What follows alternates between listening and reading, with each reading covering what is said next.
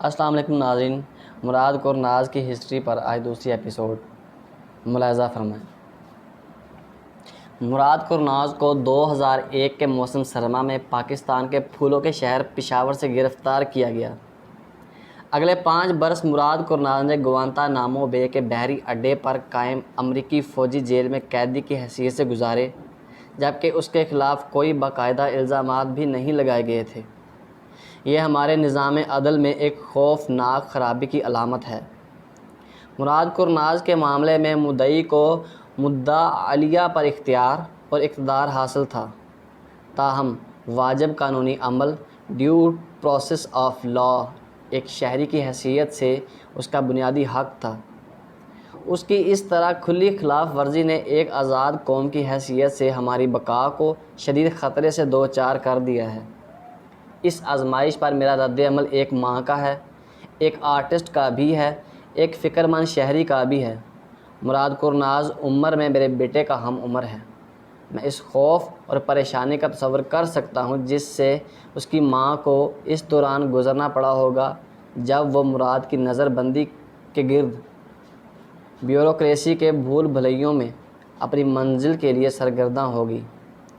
میں نے سوچا کہ ایسی صورت میں خود میرے احساسات کیا ہوں گے۔ اگر میرا بیٹا جیل میں گل سڑ رہا ہو، اگر اسے کسی الزام کے بغیر، کسی مقدمے کے بغیر کئی برس تک قید رکھا گیا ہو، ٹارچر بھی کیا جاتا ہو۔ ناانصافی اس لیے شدید تر تھی کہ مراد کورناز کے خلاف جو ثبوت موجود تھے وہ الٹا اس کے بری ہونے کے تھے۔ حقیقت یہ ہے، مجھے اس لفظ ایکسکیولپیٹری کے معنی سمجھنے کے لیے ڈکشنری دیکھنا پڑی۔ معلوم ہوا کہ اس کا مطلب یہ ہے کہ کوئی شخص کسی جرم یا الزام سے بری ہے۔ یہ معلومات اس کے خاندان یا وکیل کے لیے نعمت غیر مترقبہ ہوتیں اور اس کی فوری رہائی کو ممکن بنا دیتیں۔ اس کے باوجود مراد مزید 4 برس تک جیل میں سڑتا رہا، اگرچہ کہ امریکی اور غیر ملکی حکام دونوں کو یقین ہو گیا تھا کہ وہ معصوم اور بے قصور ہے۔ 2006 کے موسم گرما میں مراد کورناز کو سیر حاصل مذاکرات کے بعد آزادی حاصل ہو گئی۔ وہ لمحہ جس کا وہ شدت سے منتظر تھا، یعنی قید سخت کے تقریباً 5 برسوں کے بعد اس کی رہائی کا لمحہ، نوید مسرت کی بجائے اس اسیری کے تسلسل کے صدمے میں بدل گیا۔ مراد اپنے وطن اس طرح پہنچا جس طرح کسی خطرناک جانور کو ایک جگہ سے دوسری جگہ منتقل کرتے ہیں۔ دوران سفر اس کے منہ پر تو بڑا چڑھا ہوا تھا اور وہ زنجیروں میں جکڑا ہوا تھا۔ برس ہا برس محرومی اور ذلت کے تجربے سے گزرنے والا یہ نوجوان جب زنجیروں میں جکڑا نظر آیا تو مجھے شدید غصہ آیا، لیکن اس کی آخری غیر انسانی سلوک نے بھی مراد کورناز کو نہیں توڑا۔ اس نے اپنے اندر اتنی قوت پائی کہ وہ اپنی یادداشتوں میں ان واقعات پر سوچ بچار کرے، اپنے انفرادیت کو پھر سے حاصل کرے، اپنے عقیدے پر کھل کر عمل پیرا ہو اور ایک دفعہ پھر سے موٹر سائیکل پر سوار ہو کر موسیقی سنے۔ اگرچہ کہ اس کی جوانی کا بہترین حصہ اس سے چھین لیا گیا، لیکن وہ ہمارے سامنے اپنے اوپر تجربات اس انداز میں پیش کرتا ہے کہ کوئی تلخی محسوس نہیں ہوتی۔ جیل میں مراد کورناز صبر و استقامت کی دعا کرتا رہا۔ بلاشبہ سب سے اعلیٰ محافظ الحفیظ نے اس کے مصائب میں اس کی خبرگیری اور نگہبانی کی، اور جن خوبیوں کے لیے وہ دعا کرتا رہا اس کی زندگی کو جگمگاتی رہیں۔ جرمنی میں پیدا ہونے اور اپنی ساری عمر وہاں گزارنے کے باوجود گوانتانامو بے میں اپنی قید کے وقت مراد کورناز جرمن شہری نہیں تھا۔ جرمنی کا شہریت کا قانون بنیادی طور پر نسلی اور خاندانی تعلق پر مبنی ہے۔ اس طرح ان ان گنت ترک تارکین وطن کے بچوں کو جنہوں نے جنگ عظیم کے بعد جرمنی کی تعمیر نو کے لیے دن رات کام کیا، اگرچہ وہ جرمنی ہی میں پیدا ہوئے ہوں، خود بخود جرمنی کا پاسپورٹ نہیں ملتا، چونکہ محض رہائش کے اجازت ناموں کے حاملین کو بھی اکثر وہ حقوق مل جاتے ہیں جو ریاست شہریوں کو عطا کرتی ہے۔ جرمنی میں رہنے والے اکثر غیر ملکی مستقل غیر ملکی رہائشیوں کی حیثیت سے رہنے کی ترجیح دیتے ہیں۔ قرناز نے گوانتانامو میں گزرے اپنے ماہ و سال کا حال ایک جرمن صحافی ہیلمٹ کوہن کے ساتھ مل کر قلم بند کیا ہے، جس نے اس کی داستان کو بیانیہ شکل دینے میں اس کی مدد کی۔ قرآن مجید کا ترجمہ ہمارے لیے مسئلہ تھا، کیونکہ قرآن مجید کا کوئی متفقہ معیاری انگریزی ترجمہ نہیں۔ میں نے اس کتاب میں آیات قرآنی اور دوسری مذہبی نوعیت کی عبارات کا مفہوم ہر ممکن غیر جانبداری سے ادا کرنے کی کوشش کی ہے۔ اگر قارئین کو کوئی بات نامناسب لگے تو معاف کر دیں۔ 3 اکتوبر 2001 امریکہ پر 11 ستمبر کے حملوں کے چند ہفتوں بعد 19 سالہ مراد قرناز اپنے والدین کو بتائے بغیر کراچی پرواز کر جاتا ہے۔ وہ تقریباً 8 ہفتے تک ملک کے مختلف حصوں کے سفر کرتا ہے اور مختلف مسجدوں میں جاتا ہے۔ 7 اکتوبر افغانستان میں امریکی قیادت میں جنگ شروع ہوتی ہے۔ 11 اکتوبر بریمن مین افسران استغاثہ قرناز اور 3 دوسرے افراد سے اس شبہ کی بنیاد پر تفتیش شروع کرتے ہیں کہ انہوں نے ایک مجرمانہ تنظیم تشکیل دی ہے۔ تحقیقات اس وقت ہوتی ہیں جب قرناز کی ماں پولیس کو بتاتی ہے کہ اس کا گم شدہ بیٹا حال ہی میں کافی تبدیل ہو گیا تھا۔ اس نے داڑھی رکھ لی تھی اور مذہبی ہو گیا تھا۔ قرناز کے جہازوں کی تعمیر کے اسکول کے استادوں میں سے ایک بغیر نام لیے چند طالب علموں کی یہ روایت نقل کرتا ہے کہ قرناز افغانستان جا رہا تھا۔ 1 دسمبر پشاور ایئرپورٹ جاتے ہوئے قرناز کو پولیس کے ایک ناکے پر روکا جاتا ہے۔ وہ کئی روز پاکستانی جیلوں میں گزارتا ہے۔ اس کے بعد اسے امریکی فوج کے حوالے کر دیا جاتا ہے، جو اسے قندھار میں ایک امریکی اڈے پر لے جاتے ہیں۔ 2002 9 جنوری جرمن خفیہ ایجنسی چانسلر گرہارڈ شروڈر کی جرمن حکومت کو اطلاع دیتی ہے کہ قرناز نام کا ایک ترکی شہری جو جرمنی میں پیدا ہوا اور یہیں پرورش پائی، قندھار میں قید ہے۔ 11 جنوری گوانتانامو بے، کیوبا میں امریکی فوجی اڈے پر سب سے پہلے پہنچنے والے قیدی افغانستان سے لائے جاتے ہیں۔ 1 فروری قرناز کی ماں جرمنی کے محکمہ خارجہ کو خط لکھ کر اپنے بیٹے کے بارے میں معلومات حاصل کرنے میں مدد دینے کے لیے کہتی ہے۔ پولیس اسے اطلاع دیتی ہے کہ اسے گوانتانامو منتقل کیا جا رہے۔ 2 فروری قرناز کو گوانتانامو بے لے جایا جاتا ہے۔ 15 فروری کو جرمنی کا فیڈرل پروسیکیوٹرز آفس قرناز کے بارے میں ہونے والی تحقیقات جرمنی کے محکمہ استغاثہ سے لے کر خود کرنے سے انکار کرتا ہے اور اس کی وجہ یہ بیان کرتا ہے کہ کوئی ایسی واضح شہادت موجود نہیں جس سے یہ ظاہر ہوتا ہو کہ اس نے کوئی دہشت گرد تنظیم تشکیل دی تھی۔ 20 فروری بریمن میں محکمہ تحفظ آئین کے تفتیش کار قرناز کے ساتھی طالب علموں کا انٹرویو کرتے ہیں۔ ان میں سے بعض طالب علم وہ ہیں جو قرناز کے کھلے مخالف ہیں۔ ان انٹرویوز کے جو نوٹس لیے گئے ان میں سے ایک میں یہ لکھا گیا ہے، کوئی ایسا براہ راست بیان نہیں ملا کہ قرناز افغانستان میں امریکیوں کے خلاف لڑنا چاہتا تھا۔ 27 اپریل تقریباً 300 دوسرے گوانتانامو قیدیوں کے ہمراہ قرناز کو کیمپ ایکس رے سے نو تعمیر شدہ کیمپ ڈیلٹا میں منتقل کر دیا گیا۔ 27 مئی جرمن وکیل برنڈ ہارڈاک مراد قرناز کی پیروی شروع کرتا ہے۔ 23-24 ستمبر کی جرمن کی خفیہ ایجنسی کے 2 اہلکار گوانتانامو آتے ہیں اور CIA کی زیر نگرانی 12 گھنٹوں تک قرناز سے تفتیش کرتے ہیں۔ تفتیش کے بعد ان اہلکاروں میں سے ایک نے لکھا، ہمارے امریکی اتحادیوں کے اندازے کے مطابق قیدیوں کی ایک قابل لحاظ تعداد دہشت گرد برادری کا حصہ نہیں ہے۔ تاہم اس کا دوسرا ساتھی لکھتا ہے، قرناز کی ممکنہ یقینی رہائی کے پس منظر میں اس سوال کا جواب تلاش کرنا چاہیے کہ آیا اس ترک شہری کی واپسی جرمنی کے مفاد میں ہے یا پھر میڈیا کی متوقع توجہ کی روشنی میں اس کی واپسی روکنے کے لیے ہر ممکن قدم اٹھانا چاہیے۔ 26 ستمبر جرمنی کی خفیہ ایجنسی برلن میں حکومت کو تار کے ذریعے آگاہ کرتی ہے کہ امریکہ کے نزدیک قرناز کی بے گناہی ثابت ہو چکی ہے۔ اور یہ کہ اسے 6 سے 8 ہفتوں میں رہا کر دیا جائے گا۔ 13 اکتوبر بریمن کے حکام کرناز کے بارے میں تفتیش معطل کر دیتے ہیں۔ 27 اکتوبر 3 افغان اور 1 پاکستانی گوانتانامو سے رہائی پانے والے اولین قیدی قرار پاتے ہیں۔ وہ بین الاقوامی میڈیا کو بتاتے ہیں کہ ان پر جسمانی تشدد ہوا ہے اور ان کو قید تنہائی میں رکھا گیا ہے۔ 8 نومبر ہفتوں کے مذاکرات کے بعد تحفظ آئین کا وفاقی ادارہ CIA کو بتاتا ہے کہ اگر کرناز کو رہا کر ہی دیا جاتا ہے تو یہ ان کی واضح خواہش ہے کہ اسے جرمنی واپس نہ بھیجا جائے۔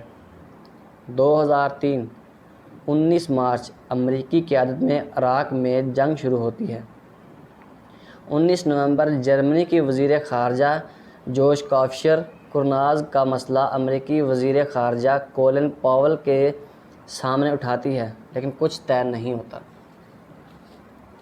2004 12 مئی بریمن کا شہری اعلان کرتا ہے کہ کرناز کا جرمنی میں رہائش کا اجازت نامہ مئی 2002 میں زائد المیعاد ہو گیا۔ یہ فیصلہ بعد میں بریمن ایک عدالت کالعدم قرار دے دیتی ہے۔ 28 جون امریکی سپریم کورٹ فیصلہ دیتی ہے کہ گوانتانامو کے قیدیوں کو امریکی قانونی نظام کے ذریعے اپنی حراست چیلنج کرنے کا حق ہے۔ 2 جولائی کرناز کی ماں ایک امریکی عدالت میں اس بنیاد پر اپنے بیٹے کی رہائی کی استدعا کرتی ہے کہ یہ حراست امریکی آئین، جنیوا کنونشن اور انسانی حقوق سے متعلقہ بین الاقوامی قانون کی خلاف ورزی ہے۔ اسی قسم کی عرضداشتیں 23 دوسرے قیدیوں کی طرف سے بھی داخل کی جاتی ہیں۔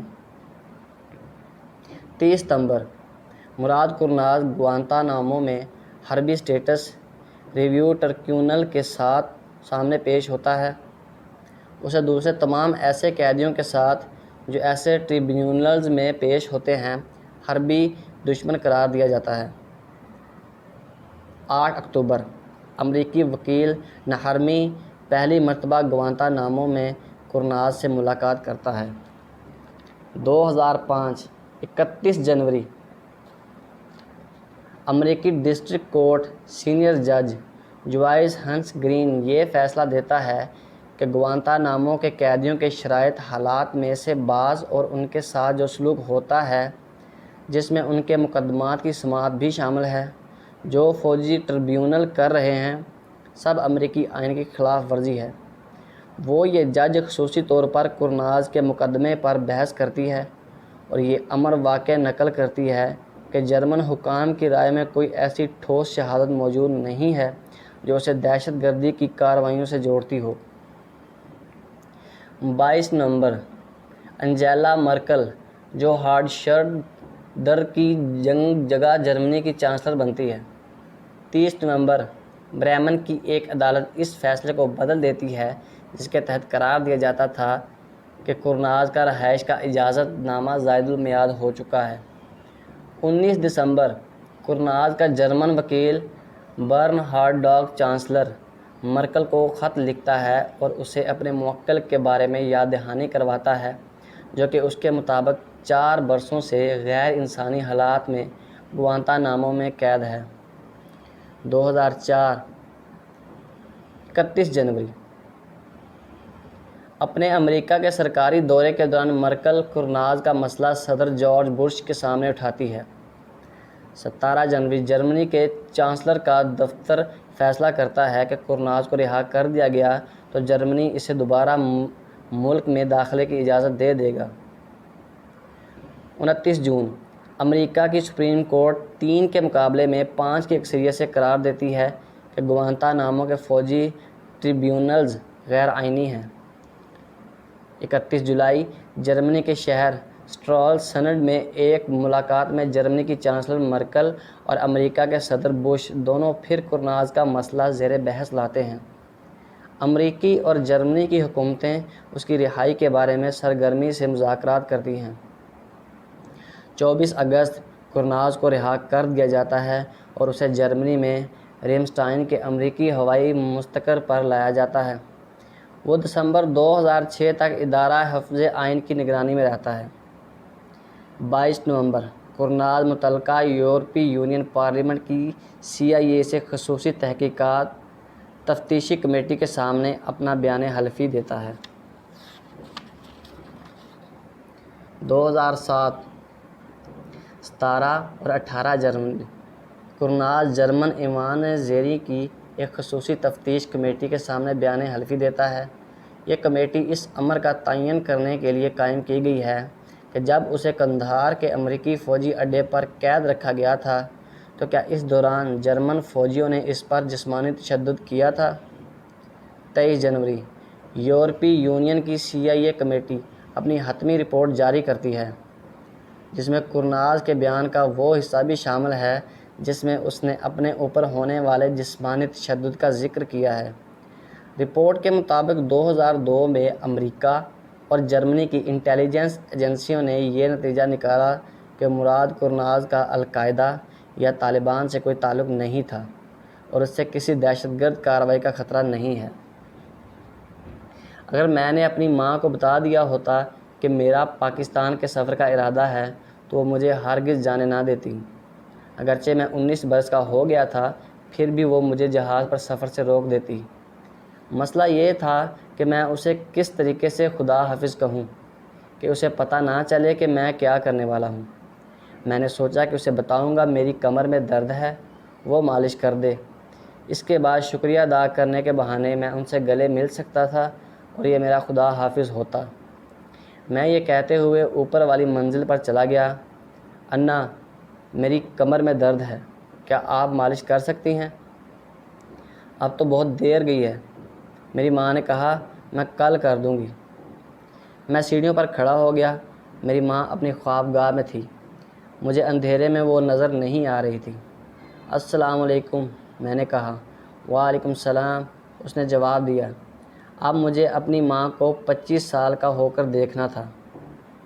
میرا سب سامان پیک ہو چکا تھا۔ میرے پاس میرا پاسپورٹ، میرا ویزا اور میرے جہاز کے ٹکٹ سب موجود تھے۔ میرا دوست سلجوق کار میں میرا انتظار کر رہا ہوگا۔ میرے جہاز نے شیڈول کے مطابق دوپہر کے لگ بھگ فرینکفرٹ ایئرپورٹ سے پرواز کرنا تھی۔ میں اپنے بھائیوں کو بھی خدا حافظ کہنا چاہتا تھا لیکن میں ان سے گلے نہ مل سکا۔ علی کی سونے کی کوشش کرتے وقت ہمیشہ یہ خواہش ہوتی تھی کہ بستر میں اس کے پاس لیٹوں۔ وہ مجھ سے سوال پوچھتا رہتا تھا یہاں تک کہ اس کی پلکیں نیند سے بوجھل ہو جاتیں۔ شب رخصت میں نے اسے کہا، علی میں تمہارے کمرے میں آؤں گا، ہم کچھ دیر باتیں کریں گے۔ یہ سن کر وہ خوش ہو گیا۔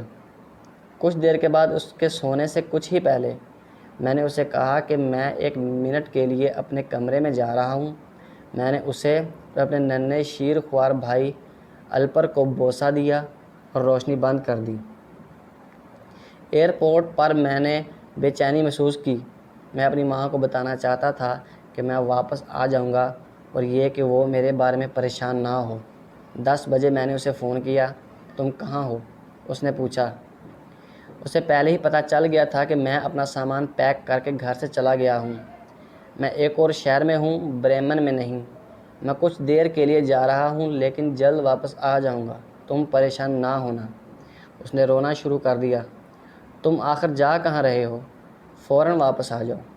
اس نے کہا، میں بس 2 ہفتوں کے سفر پر جا رہا ہوں، تم رو مت۔ وہ کبھی مجھے جانے نہ دیتی اور اگر ایسا ہو جاتا تو یہ کتنا اچھا ہوتا۔ 1 دسمبر 2001 وہ تاریخ ہے جسے میں زندگی بھر فراموش نہیں کر سکوں گا۔ یہ ایک ایسی تاریخ تھی جب میں پاکستان کے شہر پشاور سے اپنے دوسرے وطن جرمنی کے لیے روانہ ہونے والا تھا۔ جرمنی کو میں اپنا دوسرا وطن اس لیے سمجھتا ہوں کہ اگرچہ میں ترک شہری ضرور تھا لیکن میری پیدائش اور پرورش جرمنی ہی میں ہوئی۔ پشاور سے میں نے اپنے گھر کے لیے بہت سے تحائف خریدے۔ ان تحائف کو اپنے سامان میں حفاظت سے رکھنے کے ضمن میں میرے دوست محمد نے میرا ہاتھ بٹایا۔ پھر میں نے مسجد میں اپنے تبلیغی دوستوں سے الوداعی ملاقات کی اور انہیں خدا حافظ کہا۔ پھر ہم دونوں پشاور کے ہوائی اڈے کی طرف جانے والی بس میں سوار ہو گئے۔ راستے میں محمد نے میری طرف استفہامی نظروں سے دیکھا اور پوچھنے لگا، کیا تم اپنے گھر جانے کا سوچ رہے ہو؟ میری طرف سے کوئی جواب نہ پا کر خود ہی کہنے لگا، کل تم اپنی والدہ کی قدم بوسی کر رہے ہوگے۔ میری کمر پر سامان کا دوسرا تھیلا موجود تھا جس میں میری ذاتی ملکیت کی اشیاء موجود تھیں۔ اس کے علاوہ میرے پاس ایک پیٹی بھی تھی جس میں نے اپنی رقم اور کاغذات رکھے ہوئے تھے۔ میرا دوست محمد میرا تھیلا اٹھائے ہوئے تھا۔ دراصل میں کراچی کے راستے ہوائی جہاز کے ذریعے جرمنی جانا چاہ رہا تھا اور میرا دوست محمد محض اس لیے میرے ساتھ تھا کہ ہوائی اڈے پر پرواز تبدیل کرتے ہوئے کوئی مشکل پیش آنے کی صورت میں میری مدد کر سکے تاکہ میں پشاور سے بآسانی روانہ ہو سکوں۔ میں برمن واپس جانے کا انتظار نہیں کر سکتا تھا اور سال کے اختتام سے قبل میری بیوی بھی ترکی سے یہاں پہنچنے والی تھی۔ میں نے اپنے والدین کے لیے مختلف قسم کی مٹھائیاں بھی خریدی تھیں۔ انہیں اس قدر خوبصورت اور ماہرانہ انداز میں ڈبوں میں بند کیا گیا تھا کہ انہیں کھانے کا سوچنا ہی عجیب لگتا تھا۔ میں نے اپنے ننھے بھائی الپر کے لیے ہاتھ سے بنا ہوا لکڑی کا ایک کھلونا، ایک ویڈیو گیم اور اسی طرح کے دوسرے کھلونے خریدے تھے۔ میں نے اپنی والدہ کے لیے ہاتھ سے بنا ہوا ایک ہار خریدا جس میں لکڑی، چمڑے اور خوبصورت قیمتی نیلے پتھروں کا استعمال کیا گیا تھا۔ پشاور کے ہوائی اڈے جانے کے لیے ہم جس بس میں سوار ہوئے اس پر نہایت ہی چمکیلا اور خوبصورت روغن کیا گیا تھا اور بہت ہی دل آویز اور حسین تصاویر بنائی گئی تھیں۔ کچھ دور جانے کے بعد بس ایک ایسے مقام پر رک گئی جہاں سرکاری حکام بس اور بس کے مسافروں کا معائنہ اور چھان بین کرتے تھے۔ اس سے پیشتر محمد اور دیگر تبلیغی دوستوں اور ساتھیوں کے ساتھ مختلف مساجد کا دورہ کرتے ہوئے مجھے ان جیسے چند مقامات کا تجربہ ہوا تھا جہاں بسوں اور ان کے مسافروں کا معائنہ اور چھان بین کی جاتی تھی۔ اس قسم کے مقامات پاکستان بھر میں موجود ہیں اور یہ یہاں کی روزمرہ زندگی کا ایک حصہ ہیں۔ ہماری بس رکنے کے باعث پیچھے آنے والی تمام گاڑیاں، بسیں اور کاریں رک گئیں۔ پولیس اہلکار اپنی کرسی سے اٹھا اور کھڑکی میں سے اندر جھانکنے لگا۔ اس نے بطور خاص مجھ پر بھی نظر ڈالی۔ میرا رنگ چونکہ دوسرے مسافروں سے قدرے صاف اور سفید تھا، اسی لیے میں ان سے مختلف نظر آ رہا تھا اور شاید اسی لیے میں اس پولیس اہلکار کی نظروں میں آ گیا۔ اس نے کھڑکی کو اپنے ہاتھ سے کھٹکھٹایا اور اردو میں مجھ سے کچھ کہا۔ چونکہ میں اردو نہیں جانتا تھا اس لیے محمد نے کھڑکی کھولی اور میری طرف سے اس نے جواب دیا۔ مجھے نہیں معلوم کہ اس نے پولیس اہلکار سے کیا کہا۔ تب اس پولیس اہلکار نے مجھے دوبارہ مخاطب کیا۔ میں نے جرمن زبان میں اسے بتایا کہ میں اس کی بات نہیں سمجھ سکتا۔ در حقیقت وہ میری بات بھی نہیں سمجھ سکا تھا۔ پھر اس نے آخری کوشش کے طور پر مجھ سے میرے سفری کاغذات طلب کیے۔ میں نے اپنی پیٹی میں سے یہ کاغذات نکالے اور اس کے حوالے کر دیے۔ پھر اس نے مجھ سے کچھ کہا اور مجھے بس سے اترنے کا اشارہ کیا۔ میں نے اپنا تھیلا اٹھایا اور بس سے نیچے اتر آیا۔ محمد نے بھی میرے ساتھ ہی بس سے اترنے کی کوشش کی۔ اسے ایک لمحے کے لیے دیر ہو گئی کیونکہ بس میں بیٹھے ہوئے مسافروں کے پاس سامان اس قدر زیادہ تھا کہ باہر نکلنے کا راستہ بہت ہی تنگ تھا۔ پھر پولیس اہلکار نے ڈرائیور کو بس ایک طرف کھڑی کرنے کا اشارہ کیا۔ ڈرائیور نے دروازہ بند کر دیا۔ محمد ابھی بس کے اندر ہی تھا۔ میں نے محمد کو پھر کبھی نہیں دیکھا۔ 2 ہفتے قبل محمد سے میری ملاقات اس وقت اسلام آباد میں ہوئی تھی جب میں ایک تبلیغی جماعت میں شامل ہونے کا منتظر تھا۔ تبلیغی وہ طالب علم ہوتے ہیں جو مسجد مسجد پھرتے ہیں، اپنے شب و روز عبادتوں میں گزارتے ہیں اور قرآن کا مطالعہ کرتے ہیں۔ اس وقت میں انگریزی کے محض چند الفاظ سے واقف تھا۔ محمد مجھ سے کئی سال بڑا تھا اور چونکہ وہ پاکستانی تھا اور پاکستان برطانیہ کی نو آبادی تھا، اس لیے اسے انگریزی زبان خوب آتی تھی۔ اسے ترکی زبان میں بھی شدت تھی، اس لیے وہ مجھے مختلف اشیاء کے متعلق بخوبی بتا سکتا تھا۔ محمد نے مجھے بتایا تھا کہ پشاور ہندی زبان کا لفظ ہے جس کے معنی پھولوں کا شہر کے ہیں۔ پشاور مجھے بہت اچھا لگا۔ یہ ایک بہت ہی قدیم شہر ہے اور محمد نے مجھے یہ بھی بتایا کہ اسکندر اعظم سمیت بے شمار تاریخی شخصیات پشاور آ چکی تھیں۔ ہزاروں سال قبل عرب، مسلمان اور ترک پاکستان پہنچے اور وہ اپنے ساتھ اللہ تعالیٰ کا پیغام بھی لے کر آئے۔ جب بھی ہم کسی مسجد میں جاتے تو محمد اس مسجد کے امام سے میرا تعارف نہایت فخریہ انداز میں اس طرح کرواتا مراد جرمن شہری ہے، لیکن وہ ہمارے آباء و اجداد کے مانند ترک بھی ہے۔ اس علاقے یعنی پاکستان میں جن پشتو قبائل نے اسلام متعارف کروایا، ان کے متعلق کہا جاتا ہے کہ ان کا اصل وطن ترک تھا۔ یہ وہی لوگ تھے جنہوں نے پاکستان کو سرسبز بنایا، باغ تعمیر کیے اور وہاں کھجور کے درخت اور پھول کاشت کیے۔ دیگر تبلیغی دوستوں کے ساتھ جس آخری مسجد میں ہم نے قیام کیا وہ پشاور کی بڑی مساجد میں سے ایک مسجد تھی۔ اس کا رقبہ اس قدر زیادہ تھا کہ برہمن میں واقع تمام مساجد اس میں سما سکتی تھیں۔ قرآنی تعلیم کے طالب علموں کے کمرے اندرونی دالان کے شاندار حصے میں واقع تھے، اور وہاں بلکہ ہر جگہ پھول اپنی بہار اور خوشبو سے ایک عالم کو مہکا رہے تھے۔ محمد نے مجھے اس مسجد سے منسوب ایک کرامت نما معجزے کے متعلق بھی بتایا، جس کے مطابق 1 صدی قبل اس مسجد کے سامنے واقع بازاروں میں کسی وجہ سے ایک بہت بڑی آگ بھڑک اٹھی تھی، لیکن یہ مسجد اس آگ سے محض اس لیے محفوظ رہی تھی کہ مسلمان یہاں اجتماعی طور پر نماز 5 گانا ادا کرتے اور دیگر عبادات بجا لاتے تھے۔ محمد نے کہا کہ اللہ تعالیٰ نے مسجد کی حفاظت کی۔ اپنی پشاور آمد سے قبل ہم نے اسلام آباد کی کئی مساجد کیا۔ ہر روز ہم قرآن فہمی کی جماعتوں میں ہوتے تھے۔ ہمیں یہ بتایا اور سکھایا جاتا کہ ناظرہ قرآن کیسے پڑھا جاتا ہے، اس کی تفہیم کیسے کی جاتی ہے اور نماز 5 گانا کیسے ادا کی جاتی ہے۔ فرمان رسول اللہ صلی اللہ علیہ وآلہ وسلم یعنی حضرت محمد صلی اللہ علیہ وسلم کی احادیث کے بارے میں بھی تعلیم دی جاتی ہے۔ ہمیں بتایا گیا کہ ہم اسلام کی تبلیغ کر سکتے ہیں اور کس طرح لوگوں کی مدد کی جا سکتی ہے۔ پشاور کی گلیاں اور بازار گنجان آباد ہیں اور یہاں کا موسم گرم مرطوب ہے۔ مختلف قسم کے خارج ہونے والے دھوئیں کے علاوہ گلے سڑے کچرے کے باعث فضا میں ایک ناخوشگوار کسیلی مہک رہتی ہے۔ ٹیکسی ڈرائیور مسلسل بلند آواز سے ہارن بجاتے ہی رہتے ہیں۔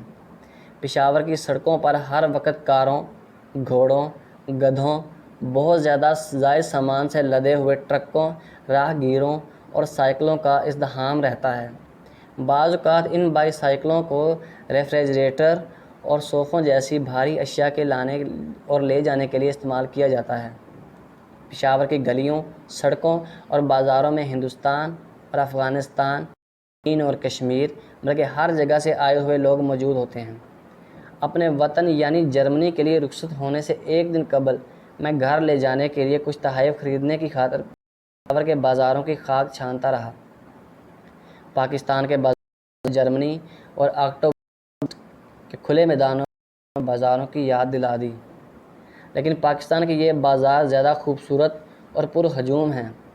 یہاں دوسرے ساز و سامان کے علاوہ برقی آلات، ساز و سامان کے علاوہ نشریاتی نظام کے ذریعے چلنے والے خرد دستی آلات گفتگو، سیل فونز اور کیمروں کی دکانیں بھی ہیں۔ آپ یہاں پر واقع سے نقلی نائک لباس، رولیکس گھڑیاں اور فلا جیکٹیں خرید سکتے ہیں۔ یہاں کے دکاندار ضرورت کی ہر چیز فروخت کرتے ہیں۔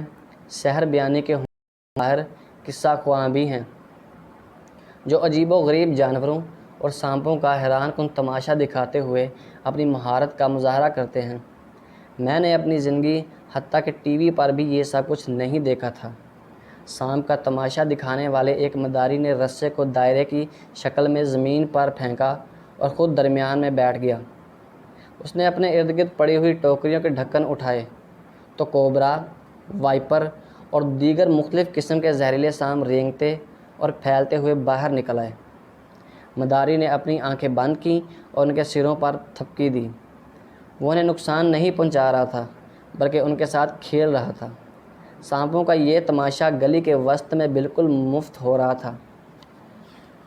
کچھ تماشائیوں نے رقم پھینکی اور کچھ خاموشی سے تماشا دیکھ رہے تھے۔ پاکستان کے کنگ فو اسکولوں میں خاص طور پر مارشل آرٹس کے مظاہروں میں سے بہت زیادہ محفوظ ہوا۔ پاکستان چین کا پڑوسی ہے، اس لیے یہاں مارشل آرٹس کے بے شمار اچھے استاد اور کنگ فو ننجا کے اسکول موجود ہیں۔ میں اور محمد اکثر وہ مظاہرے دیکھنے چلے جاتے جہاں فو ننجا کے کھلاڑی چینی ستارے اور چاقو پھینکنے پر مشتمل لڑائی کا مظاہرہ کرتے۔ اس قسم کے مظاہروں پر پاکستان میں کوئی قانونی پابندی نہیں ہے۔ ہر شخص اپنی مرضی کے مطابق ان مظاہروں کا اہتمام کر سکتا ہے۔ مجھے احساس ہوا کہ مجھے اس قسم کی آزادی پسند ہے، اور پھر اس کے بعد میں ہوائی اڈے جانے والی بس میں سوار ہو گیا۔